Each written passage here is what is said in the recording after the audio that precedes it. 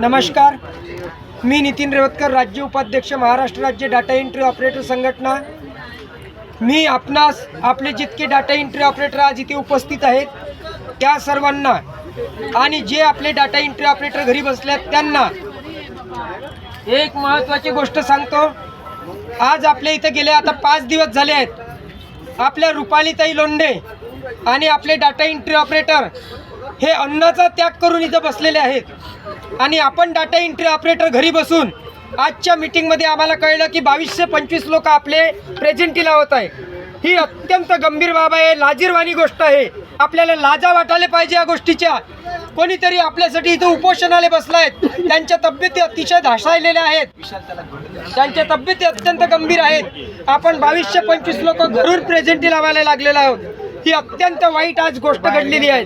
त्याच प्रकारे मी शासनास एक इशारा देतो, स्वतःचं वैयक्तिक एक मत व्यक्त करतो का मी ज्या प्रकारे हे संघटना उभी केली, ज्या प्रकारे लोक मी आझाद मैदानी मुंबईला बोलावू शकतो, ज्या प्रकारे मी इथं नागपूर हिवाळी अधिवेशनाला लोक बोलावू शकतो, त्याच प्रकारे मी शासनास एक आव्हान करतो आणि इशारा देतो, जर माझ्या या बांधवांना काही झालं, उद्या चालून यांचं 5 दिवस झाले आज, परंतु कुठेही मुख्यमंत्र्यांनी, आरोग्यमंत्र्यांनी याची दखल घेतलेली नाही। जर माझ्या 5 लोकांमधल्या कुठल्याही एका लोकाला काही झालं तर याला सर्वस्वी जबाबदार हे सरकार असणार। आणि आज प्रकारे आम्ही उच्च शिक्षित तरुण असून त्याप्रमाणे आमची वागणूक होती। आम्ही सरळ गांधीजीचा मार्ग अवलंबला, गांधीजीच्या मार्गाने आज आम्ही काम करतोय।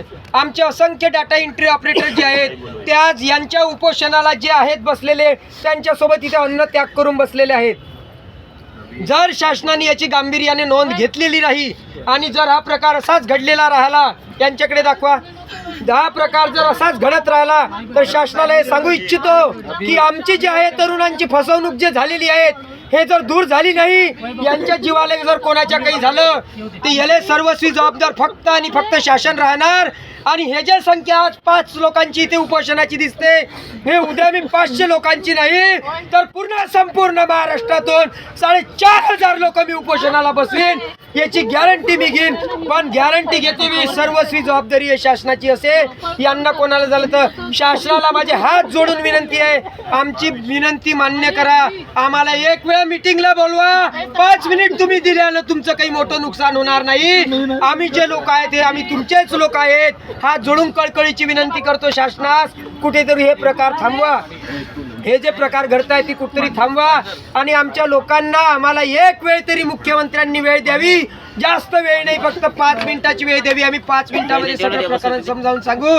आणि आमची जे फसवणूक झालेली आहे, आम्हाला जो न्याय आहे तो या सरकारपासून आम्हाला अपेक्षित आहे आणि तो आम्हाला मिळणार अशी आशा होती, परंतु असं काही घडलं नाही। पण जर समजा असाच जर हा प्रकार घडला तर मी इथूनच सांगतो, जाहीर आव्हान करतो सर्वांना, माझ्या पाठीशी खंबीरपणे उभे राहा। काही झालं तर मी मागा हटणार नाही। माझ्या लोकांसोबत जर काही अनुचित प्रकार जर घडत असाल तर मी त्यावेळेस शांत बसणार नाही, हे ठामपणे सांगतो। ज्या प्रकारे मी गांधीजीचं रूप धारण केलेलं आहे तर माझ्या अंगात, डाटा एंट्री ऑपरेटरच्या अंगात भगत सिंग तुम्ही कृपया आणू नये, हे माझी शासनास तीव्र विनंती आहे। आज आपण बघतायत आमचे असंख्य लोक इथं रडतायत, सगळे लोक रडतायत। 5 दिवस झाले आम्ही यांचे हाल पाहू शकत नाही। आम्ही सुद्धा यांच्यासोबत उपस्थित आहोत, आम्ही सुद्धा उपोषणाला बसलो आहोत। पण परंतु माझी विनंती आहे, कोणाला हिम्मत हारून चालणार नाही। अरे तुम्ही का रडताय? मी माझ्या प्रदीप भाऊलाही सांगेन, तुम्ही का रडताय?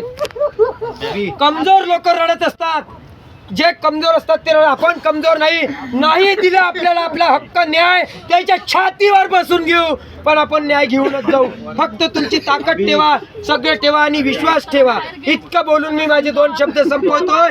हा व्हिडिओ जास्तीत जास्त ग्रुपवर शेअर करा, फक्त डाटा एंट्री ऑपरेटर पर्यंत असू देऊ नका आणि सर्वत्र ग्रुपमध्ये हा व्हिडिओ पाठवा, हे सगळे वातावरण पाठवा। आणि माझी तुमच्या सर्वांना विनंती आहे, जितके सोशल मीडियाला लोक आहेत हे व्हायरल होऊ द्या। मीडियाची बातमी, मीडिया आपली आज कुठेही दखल घेत नाहीत, परंतु आपली दखल एक दिवस घ्या लागल। या सरकारले काय वाटते, या सरकारले काय वाटते? आपल्यासाठी एक दिवसाचा 5 मिनिटाचा वेळ देऊ शकत नाही। अरे रावणाचं घमंड राहिलं नाही, या शासनाचं काय घमंड राहील? सत्ता कायम नसते, सत्ता ही कायम नसते। एक दिवस तुमची सत्ता जाईल, हे तुम्हाला सांगतो। अरे रावणाजवळ सोन्याची लंका होती, ज्या रावणाजवळ की सोन्याची लंका होती, अरे त्याच्याजवळ तर मतदानच नाही होतं. रावण जिथं उभा होता त्याचं जे कुटुंब होतं, ते कुटुंबच एक शासनाचे जेवढे मतदान नाही होत त्याच्यापेक्षा मोठं हे रावणाचं कुटुंब होतं. परंतु अतिरेक झाला आणि रावण सुद्धा निष्णाभूत झाला. रावणाचं सुद्धा घमंड चाललं नाही. कोणाचं घमंड शेवटपर्यंत राहत नाही. एक दिवस सर्वांचं घमंड जे आहे ते खाली येणार, इतकं निश्चितपणे सांगतो. जर आमची अशीच फसवणूक होत राहिली, असा अन्याय जर होत राहिला, काय मोठी मागणी केली शासनाने, कोणती मोठी मागणी केली परमनंटची?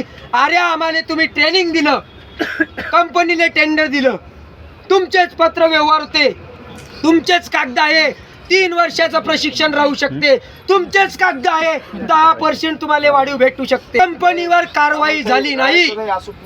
इतकी मोठी कारवाई कंपनीवर का झाली नाही? आमची मजबुरी होती. आम्ही मान्य करतो, आम्ही मूर्ख लोक आहोत का आम्ही या सगळ्या सिस्टम मध्ये फसलो. फसते वेळी आमची फसवणूक कशी झाली? आम्हाला सांगितलं कोविड मध्ये काम केलं. एक कंपनी मोठी दाव्यानं सांगते, कोणाने तरी सांगितलं याच्यामध्ये डाटा एंट्री ऑपरेटर संघ बोलताना त्याची रेकॉर्डिंग आपल्याजवळ आहे. तुम्ही काय आले? अबे आम्ही तुझ्याजवळ नाही आलो होतो, आम्ही तुझ्याजवळ नाही आलो होतो. तुला माणसं भेटत नाही होते या कंपनीले, म्हणून कंपनीने फसवली करी. सरकारले सांगितलं तिकडून माणसं पाठवले, कोविडचे माणसं आहे ते घेतले नाही, यायच्या घरी होते म्हणते. 1 lakh data entry operator company प्रशिक्षित करणार आहे म्हणते. त्याच्यानं धडाचे 3,500 3,000 जे लोक होते ते भरणं नाही झाले. काय ते कोविडचे लोक धरले शासनाच्या कंपनीमध्ये फसवले. हे कंपनी आम्हाला सांगते आमच्याकडे लोक आहेत. हे काय प्रकार चालले आहेत हे